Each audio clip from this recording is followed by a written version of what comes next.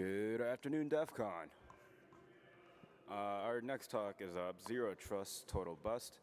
Please give a big welcome to our next speakers, Dave and Rich.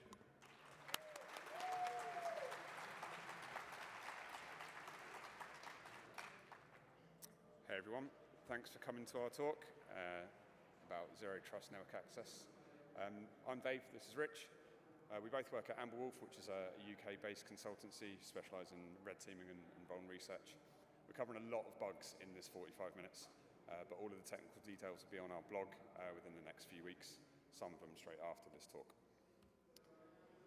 So everyone's heard of Zero Trust. The theory is that no user, device, or request is inherently trusted. Everything must be continuously evaluated against a set of access control lists. So even if you've got valid creds, you won't get access unless all the criteria are met. There's some terminology that we'll be using in the presentation. If you think of SaaS as like the gatekeeper, checking whether the user and device are permitted to access a resource, acting like a traffic controller. And then you've got steering, which is routing traffic based on conditions, so like ACLs. Identity providers feature in this. It's not their fault. And we've included a definition of privacy just as a reference.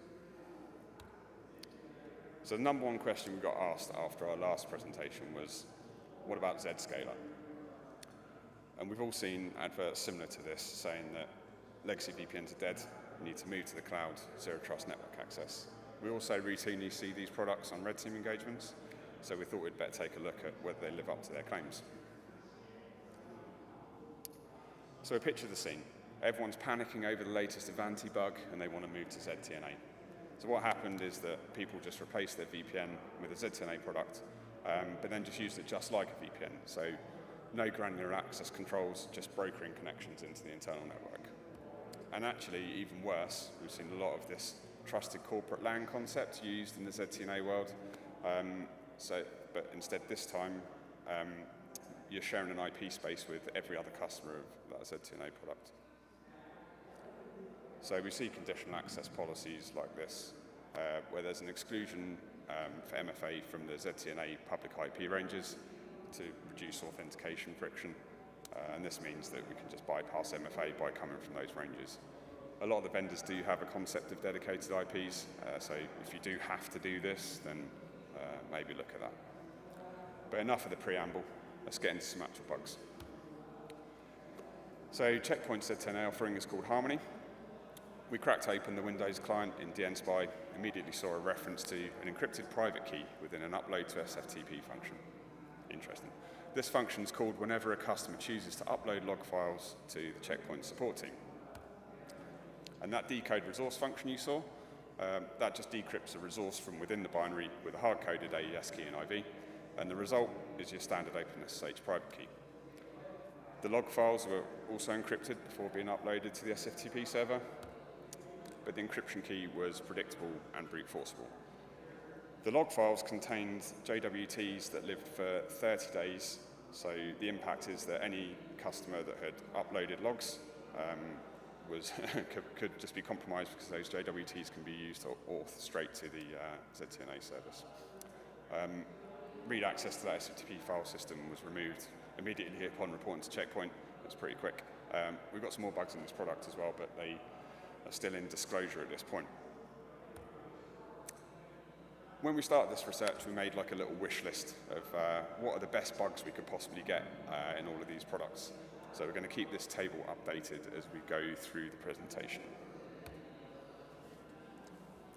So next we're going to take a look at Zscaler, which is a very popular ZTNA product. We see this a lot in red teams. And we'll start from a completely unauthenticated perspective. So the first thing that happens when you launch a Zscaler client is you put in your email address. As soon as you do that, the client's going to start making requests to the mobile API. So the first request it makes is it's encrypted here, and we don't have time to go through reversing the exact encryption routine here, but to summarize, essentially it generates a random AES key, it combines that with a hard-coded key, and then it encrypts that with RSA and adds it to an auth token header, and then that blob that you see there in the post request is encrypted with AES. So we'll just decrypt that now. So you can see here it sends a device type and a user email, and then it uses that to fetch the cloud endpoint hostname. And then the next request is this get AEP, and again, we just decrypt this. And so before you put in a password, it pulls down this policy pre-auth, and it's called the pre-auth configuration for the tenant. So what does a pre-auth config contain? So this can include configuration details such as the authentication settings, such as whether the tenant is using IDP, or it can contain things like the cloud features that are enabled, whether they're using ZPA, Zscaler Private Access, or just ZIA, and what features in the ZCC client are enabled. So things that we might be able to potentially abuse once we get a shell for things like privilege escalation. So this has been fixed now, but the pre-auth config also used to contain a URL for the pack file, and this is something that we'd commonly see on red teams. So they usually look something like this one here with lots of misconfigurations in, so it might be things such as like misconfigured wildcards in domains, expired domains, or abusable services like Azure. And what we're looking for here is domains that we can use to bypass inspection, and we can use those potentially for C2. So another way that Zscaler can be configured without the ZCC client is in this explicit proxy mode. So the idea here is that users' traffic is steered to Zscaler's cloud proxies, either by explicitly setting a proxy in their browser or via a pack file. And what happens here is the user's HTTP requests get pushed through the Zscaler cloud proxy. The proxy then checks for a gateway cookie. If no cookie is found, the user is redirected to their IDP to do auth. The user is then sent back through the proxy, and then the proxy checks that gateway cookie and strips that from the request and forwards it on. So it might not be a surprise if we can steal the gateway cookie from a user's device, then we can also authenticate to the Zscaler gateway and make our traffic appear as if it's coming from a Zscaler IP. But what about if we don't have a gateway cookie? Well, unfortunately, we can't show you the next slide because Zscaler asked us to remove it while they fix it. But the good news is we've got a different bug to show you, a better bug. So to pick up where you left off on the Zscaler client flow, if a tenant's configured for SAML auth, the client makes a request to the CL star endpoint. This GET request includes the domain parameter, a code challenge, which is used for PKCE. So this is essentially a client-chosen SHA-256 hash, which the user has the plaintext for. And then the server responds with a SAML form, with a SAML request, relay state parameter, fairly standard SAML flow. This is then submitted by the client browser and redirected to the IDP. So once the user signed into their identity provider, the SAML response and the relay state are posted back to this SFC SSO endpoint. This then responds with a 302 redirect, redirecting the client back to the mobile endpoint's test.html endpoint containing a JWT in the redirected URL's CKE parameter. This JWT can then be used to register a device, and that summarizes a typical SAML login flow. But let's take a step back and have a look at that last step again.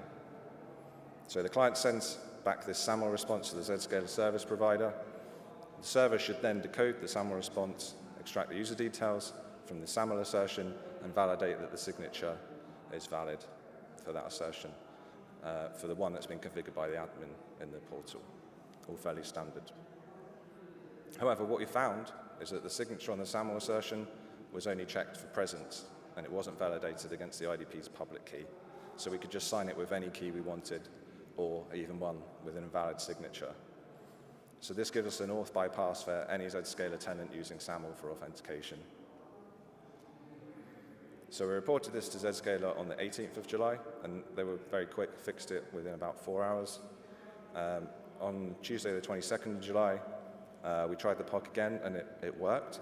So we reported this regression to Zscaler, and they confirmed that they had to roll back the patch due to a more critical issue that was introduced. So this has now been fixed, and there's a CVE, so it's a CVE 2025-54982. And it's fully resolved, doesn't require any interaction by Zscaler clients. So we're going to show a demo of this now. So what we're going to do is we're going to run our script, which is going to forge the SAML assertion.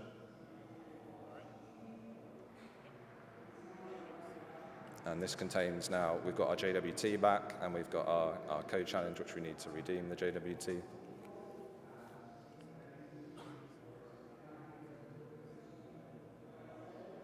And then we're going to use our PyScaler tool, which is just going to take that JWT and then register a fake machine in Zscaler. So you can see now in the admin portal, this is our machine that we've registered using that JWT, and you can see the hardware ID that we chose to register with them.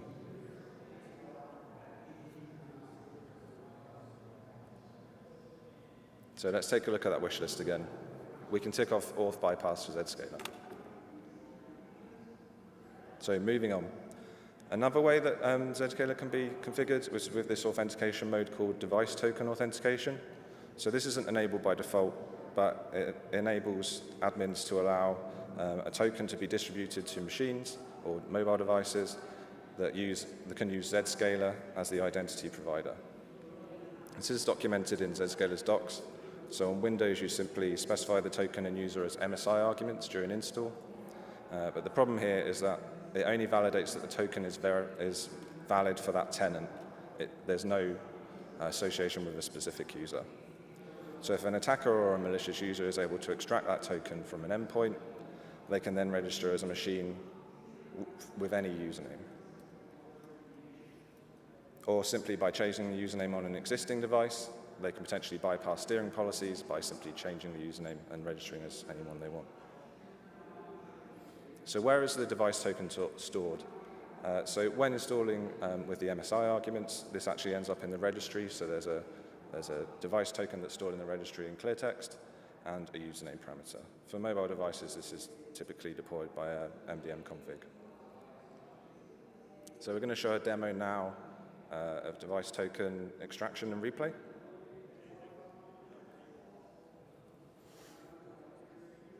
So this is on the victim's machine, so we're going to extract that device token from the registry.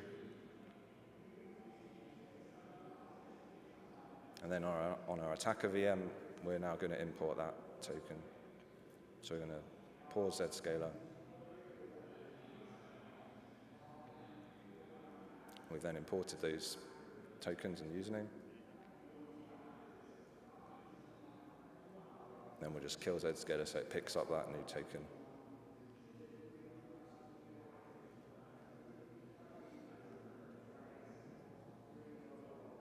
So you see now we're logged in as user 1 with just the token.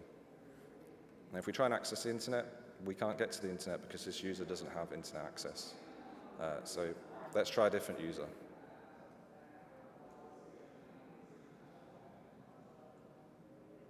So again, we suspend it, and we'll just go in and change the username in the registry. So we'll try admin 1. They've probably got better access.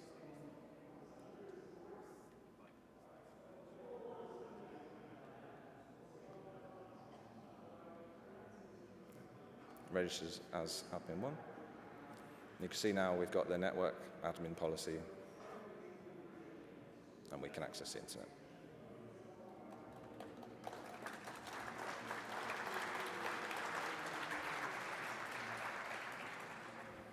So we move on to Netscape. We came across this on a red team engagement, and it seemed quite architecturally similar to Zscaler. There's a couple of specific bits of terminology to talk about here. So we've got an org key, and that's assigned to your tenant. It's immutable, so it's always going to be the same one. And we've got a user key, which is assigned to the user, also immutable, so always going to be the same for that user, not revocable. Recon, again, very similar to Zscaler. The tenant name's sent, and if the tenant's configured to hand off to another identity provider, a SAML request is returned, and that contains the org key. So we've already kind of leaked that at that point. If they're not configured to use SSA, then there's a high chance that their kind of customer admin portal bit is. So if you go to like customer.goscope.com, there's the same kind of SAML request flow, and again it leaks the org key. So I think we've established at this point that the org key isn't really a secret value. Recon, again, very similar to Zscaler. You can use this org key to pull parts of the tenant configuration or the pack file, and this is before you've supplied a password. There's actually more information that's leaked through Netscape than there is through Zscaler. You can see some of the endpoints there, and you can kind of get the steering config and everything before you've even supplied creds. We're going to go through the flow of a publicly disclosed authentication bypass in Netscape to set the scene for kind of what comes afterwards. So here we start with our first request, exchanging our knowledge of the tenant name for a SAML request. And remember, that SAML request contains our org key. As is convention, the next step sends the SAML request to the identity provider, and the SAML response is received. So it's all fairly normal so far. That SAML response is exchanged for a JWT. Again, all fairly standard. Then the org key and the email address are exchanged for a user key. And that, as we said, that user key is just a long immutable string that's tied to the user. But hang on, this request has got no authentication at all. We can just see that we're supplying the org key that we have already leaked and an email address.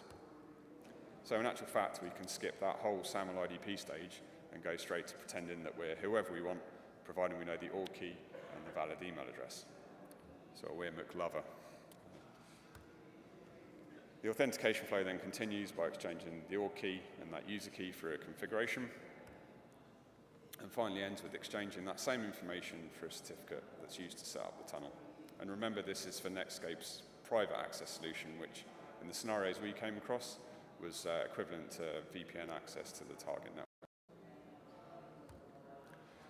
So we got our exploit working, exploited the bug on the red team, network access, reported the issue to Netscape, pointed out that it had already been reported, fixed, and even had a CVE advisory. So firstly, big props to Sander DeWitt for being the original discoverer of this issue. We're a bit confused because if it had been fixed and had a CVE, why were we still exploiting this a year on? I suppose the important takeaway is that Netscape's recommendations here are use secure enrollment and make sure you use,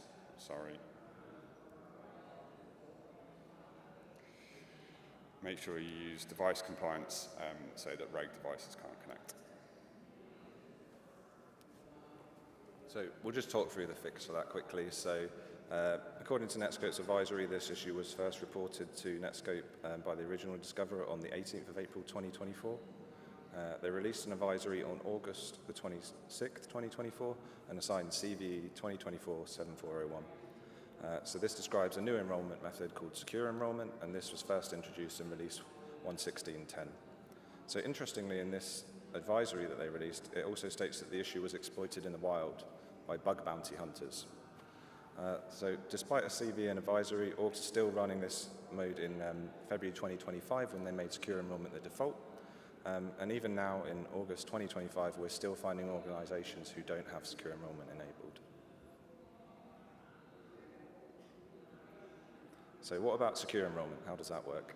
So this uses a secure enrollment token, and this has to be deployed via MDM to users' devices before registration. As a side note, we're not really sure why they didn't go for just validating the JWT that you could get in the auth flow, but we'll go through it now anyway. So we can see they've added an authorization header here, and this authorization header contains a JWT, and we're still specifying an org key in the URL, but we've now got this signed JWT in the authorization header. So how is this JWT made? It's signed with the secure enrollment token, and it contains the UPN and the user key, along with the org key and in the JWT as claims, which you can see on the right here.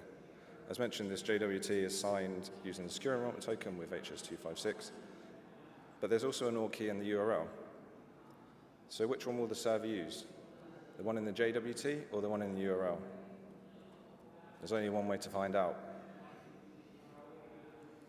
That's right, get parameter wins. The server only checked the JWT was signed correctly for the org key within the JWT itself, but it actually uses the org key in the URL when it enrolls into the tenant. So if we supply a valid JWT for any Netscape tenant, and then we can tamper with the org key in the URL and begin secure enrollment process for any other tenant. This negates the need to know the secure enrollment token for the target org, as long as you have an enrollment token for an entirely different org. And you can specify the target user in the signed JWT.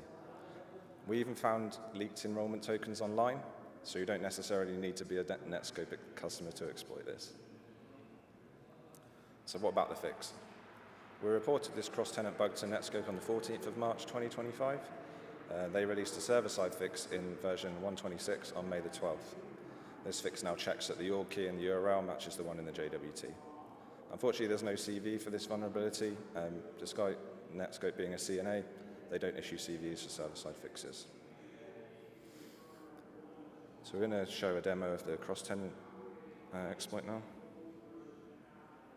So the attacker's going to run a script, and they're going to provide the target tenant details, the EPM for the target tenant, and the org key for the target tenant, which, remember, can be leaked pre-auth. They're going to provide the org key and the secure enrollment token for the source org, and then this gets back a cert and a branding file. Then on the attacker's VM, they can then just import this, the branding file and the cert.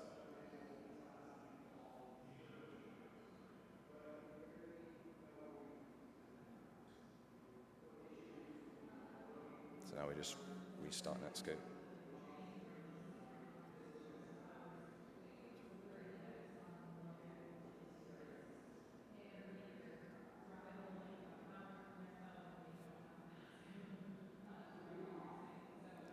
And now we have MPA access.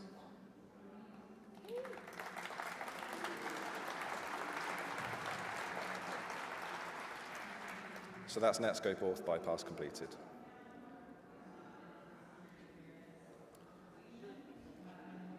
So we've seen how secure enrollment can be bypassed, but how should it work?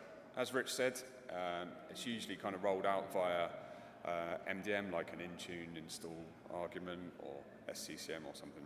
The token's then stored in the registry in this location, and it's encrypted using DP-API. But it's encrypted using flag4, which equates to local machine, which in fact means that any user on the machine can decrypt it. It does have a little bit of entropy, and that's hard-coded as this is global entropy string, and yeah, that really is the entropy.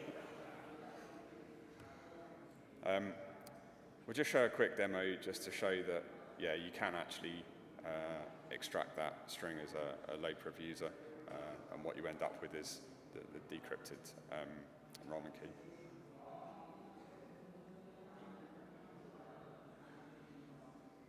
That's what an enrollment key looks like.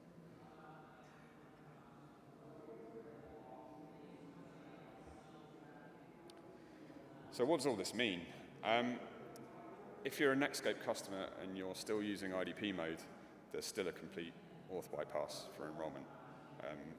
In secure enrollment mode, this has been fixed, but if your secure enrollment token is leaked, for example, from someone compromising your in-tune environment and getting the install arguments, then you can still auth as any user and bypass steering restrictions. And it's still possible if you've got an org key, which is very easy to obtain to do loads of recon on a target environment. So we covered the auth bypasses. What if you've already got a shell? If we're up against the EDR, we might want to spend as little time as possible on a monitored endpoint. And actually a good option is to steal the ZTNA config, move it to our machine, and then we can access the internal network from a non-monitored endpoint. So both Zscaler and Netscope can store their configs as DP-API encrypted blobs. Only Zscaler actually does this by default. But in theory, zero trust should stop you from stealing a config. The posture check should fail. The hardware ID should mismatch. But as we'll show, all these checks can be spoofed.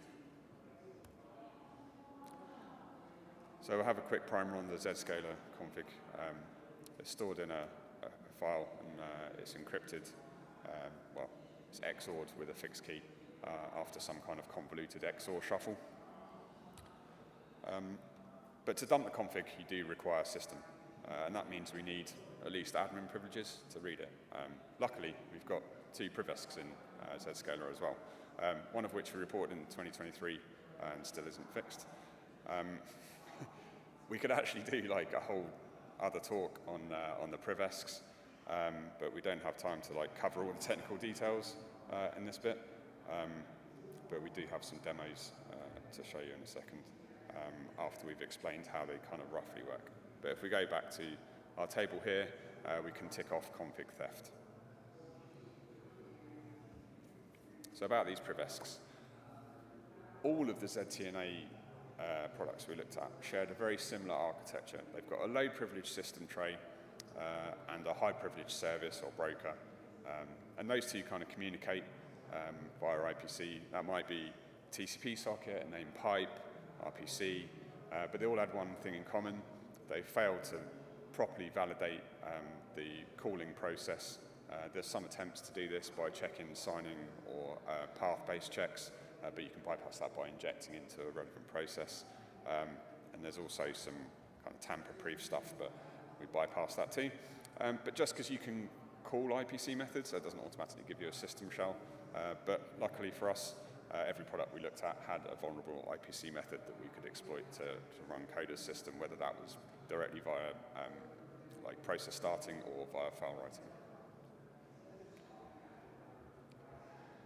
So I'll show a couple of quick demos. Here's our Netscape LPE. You can see the attacker's using a custom IPC client, injects a TCP proxy into a legitimate process to bypass the path and signature check. And then after this, the client actually enrolls Nacho VPN style, if you've seen that, into a malicious server, and it gets delivered an MSI update, and that MSI update gets run as system, and ping, we've got a system shell.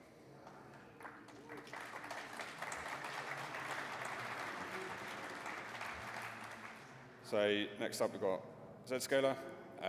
This is version 4.7, which I think is the latest. Again, using process injection to bypass the signer check and then trigger a vulnerable RPC method to load some malicious code. And then once we've got our system shell, we can dump the user's config, as we previously discussed. And then finally, we use a script to dump the various source values needed to spoof the hardware ID, which will be important later on when we discuss hardware ID spoofing. So back to the wish list. We can tick off Privesk, and this is starting to look quite scary now, but let's carry on. Cool. So you've stolen the config and you've enrolled. Now what? So we mentioned at the start of the talk that Zero Trust involves verification of the device as well as the user. And one of the ways that this is achieved is through proster checks. So these have been around for decades in SSL VPNs as well, and they're really no different in the ZTNA space. So the specific checks that are carried out vary vendor to vendor, but they typically involve the ones we've listed here. In the ZTNA products that we assessed, the proster checks are retrieved over HTTP from the ZTNA server before being processed locally via the ZTNA client, and then the results are returned back over HTTP to the server. For Netscape, bypassing these checks was really simple. We just had to put an intercepting proxy between the client and the server and change status equals false to status equals true, and we could bypass the posture checks. Whilst this was mildly amusing, in practice, having an intercepting proxy between the client and the server is impractical due to things like DTLS and mutual TLS. So we took a different approach here, and instead we injected a DLL into the client and then used API hooking to spoof the checks at a Windows API level. So another piece of information that we had to fake was the hardware ID. The hardware ID is essentially a hash of information that's derived from various components in the operating system and hardware. And then this is sent during registration and later on during keep alive or device assessment requests. It's supposed to be unique per user and per machine. And if the hardware ID mismatches, the server might refuse the connection or class it as a new device and force re-registration. In reality, all of the values that make up a hardware ID can be spoofed, and we can generate the correct expected hardware ID. In the game cheat world, this would be called a spoofer, and it's really no different for ZTNA. So we quickly realized this would make a great generic tool for tricking software that evaluated these various operating system components to trick these compliance checks. So we made this configurable DLL that could be injected into the ZTNA process and allow us to hook these API calls. For hooking the Windows API methods, we mainly use minhook because it's a simple library and it's widely used. For DLL injection, we mainly use the app init DLLs, method for DLL injection, but we also have the option to use a signed driver. So for most checks, a simple Windows API hook was all that was needed. However, to spoof some other checks, things are slightly harder. So one of the things that normally makes up the hardware ID check is CPU ID. So they use this as a way to get a unique fingerprint of the hardware. And the way this works is they'll execute the CPU ID instruction to extract the processor info and the feature bits by saying EAX to 1 and then executing the CPU ID instruction. So we can't hook this because it's an instruction, it's not a method. So instead what we do is we use a page guard hook. So the way this works is we search through the memory looking for these CPU ID instructions, and then we find the page that they're in, we set the page as page guard, and then when that instruction gets executed, it triggers an exception which we can catch with a custom exception handler, and then we can swap the register values out just after the CPU ID instruction gets executed. The downside to this is that it's slightly slower than an inline hook. Another option would be to use a custom hypervisor to spoof this, but in reality, we didn't need to do this. So we then created this small GUI application to control the hook settings, allow us to spoof all these various values dynamically, and this allows us to import the config, and it will automatically adjust the spoofing settings to the posture profile inside the config. Although some vendors offer the ability to perform cryptographically verified compliance checks or server-side checks, they're not turned on by default, and some vendors don't actually support this feature at all, meaning that compliance checks can always be bypassed in this manner. Also, we've got a side note here that we called it red scaler, but it makes more sense in British English than American English, otherwise I guess we would have called it rescaler. We're going to do a demo of this now. So this picks up where we left off. So we privest, we stole the config, and this is what the config looks like in plain text. So you can see it contains all the posture checks. So now we're going to import that config into our red scaler GUI.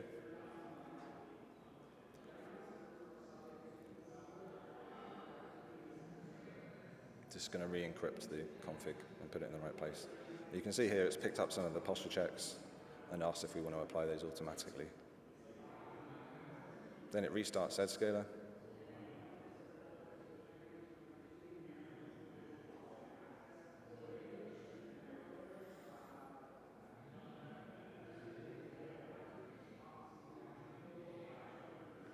And we're logged in.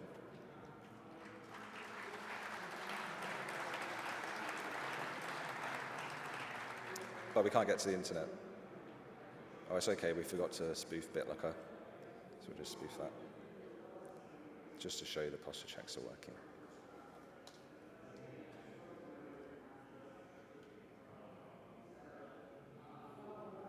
You sunk my battleship. That's a full house for all the products we looked at, bar the checkpoint side quest. So let's have a couple of minutes on this privacy thing. So due to the way these products work, they have to install a read C8 in order to inspect TLS traffic and provide you some of the security benefits that they offer. They're quite long-lived here, like 2065 is quite a long time for a cert. The way these are pushed down are typically either with the policies or they're installed with the client. It's not really particularly different to a traditional VPN appliance or a web proxy, but the difference here is that the Zero Trust engine is very much an unknown. Your traffic enters there, it's decrypted and processed, and it leaves again. You're trusting that it's routed correctly and that nothing else happens. And we're sure this hasn't happened, but the compromise of a ZTNM provider would allow some additional processing to be performed on the decrypted traffic, and you would never know. So we'll talk through a couple of defense and mitigations here. So the most important one is if you are a Netscope customer and you're not using secure enrollment, please enable it now. Also ensure that clients are always updated, even if there's no CVE published. Just because there's no CVE doesn't mean there's no bugs, so make sure you're always up to date. Enable cryptographically secure checks or server-side validated checks where they're supported. As far as we know, there's nothing for Netscope, but Zscaler do support this since version 4.4. We've also shared some general hardening tips here and some mitigations to help limit the impact of config theft, for example, requiring re-authentication with a small re-authentication period. And to minimize the attack surface for privilege escalation, disable client-side access to features such as debugging and verbose logging. And finally, if you do use app-based or domain-based steering bypasses, ensure that these are appropriate and narrowly scoped, and they're reviewed on a regular basis. To detect malicious behavior, you can look at vendor-provided logs for newly registered devices that perhaps quickly switch from passing failures and passing posture checks and failing posture checks, and make sure that you're ingesting these logs into your SIEM. You might also see devices coming from unexpected locations or from unexpected operating systems. So for example, if a user normally uses a Mac and then suddenly enrolls a Windows device. You can also use EDR to detect activities on endpoints, such as reading sensitive registry keys or files. And some of the techniques we've discussed require process injection, for example, bypassing those signature checks. Equally, some vulnerabilities might cause the ZTNA process to spawn an unexpected child process, so using EDR to detect on unexpected child processes can be useful too. So there's a couple of techniques that are good for detecting token and config theft. Google have this brilliant blog that explains how to configure auditing for DPAPI events. This is actually aimed at detecting browser cookie theft, but also applies here. So if the data is flagged as auditable during encryption, then the 4693 event will be raised during decryption, or when an attacker attempts to decrypt the value on the machine. But unfortunately, none of the vendors actually flag the data as auditable when it's created, so we can't use this 4693 event type. However, we can use the very, very memorably named Microsoft Windows Crypto DPAPI log if we turn on debug logging. And this is also detailed in the Google blog. And then this gives us a new event, event ID 16385, and we can use this to correlate the data description and the caller process ID to identify any potential misuse. So in the case of Zscaler, you can see here, when we stole the Zscaler config earlier, you can see the data description is client configuration, which is the description that's set by Zscaler during encryption.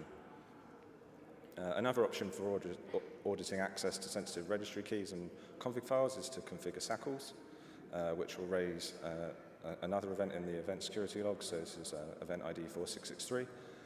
And you can see here the event that was raised when we exported the secure token from the registry for Netscope. So in conclusion, well, it turns out there are no magic ZTNA beans. We've got the same old bug classes reimagined for a new technology stack. Rather than zero trust, we're actually putting a lot of trust into these vendors and to process our data securely. And we expect them to clearly and effectively communicate when they do fix vulnerabilities, even if those bugs are server-side, so that clients can make informed decisions regarding risk profile. When the bugs exist only in one place, though, at least patching them is efficient. But even in that case, if the patch still requires you to change a setting, we think that this could be communicated more effectively. Vendors are still putting far too much trust into client-side components, as we saw with authentication bypass and posture profile bypasses, which doesn't really fit the zero trust principle.